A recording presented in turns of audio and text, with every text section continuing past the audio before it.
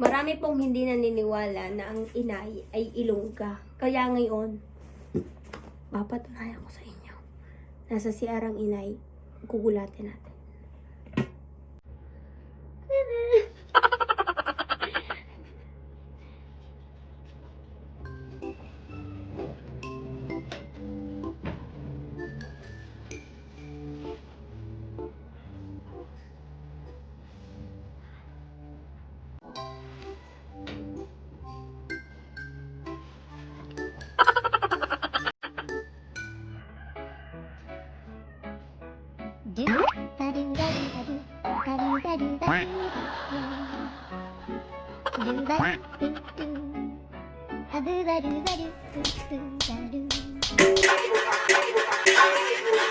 Kabayo ka lilipi ang kabila, di ba ito gaga?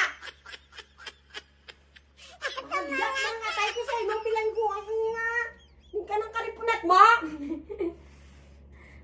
Magwa pa rin. Ibot sa imo nga. Mahal ka ay. Nagkakaribot ka imo yan. Sabi nila hindi ka daw Ilongga. Hindi Ilongga.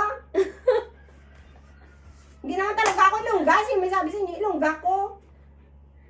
Di ba hindi ka naman Ilongga? Ba't ka nagugulat? Hindi po sa taalian. Ilongga te. Nabatian nyo na. Gaga animal ka. Hindi ko pagkibot-kibutan. Malaking berli kaya ang tinggil ko kaansa. Ano nag-alsa?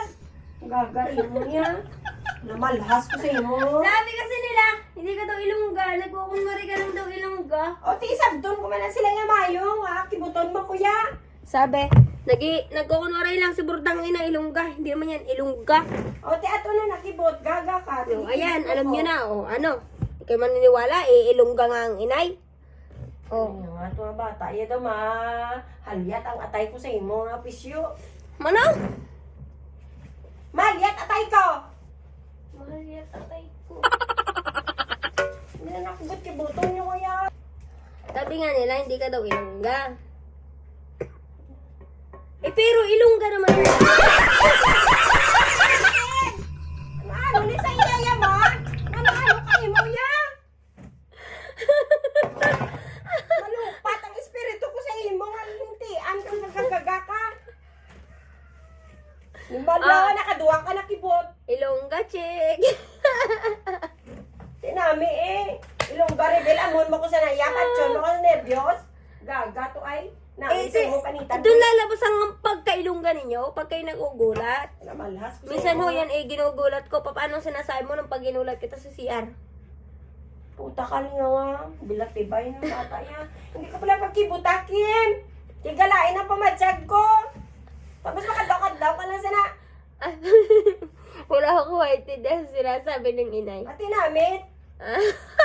Pagwa man sa panit kung ano ba. Hindi ko pala pagkibutabla. Matara no, nanay mo iloy. Hindi puta ka.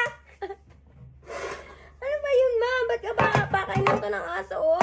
Matara no, nanay mo iloy. Ambot sa imo. Daran-daran na aga. Kuman mo. Ano, naniwala na kayo na Ilonggang inay. Ako na mo ilong garibin. Sila ang awayin mo dahil nutusan lang ako.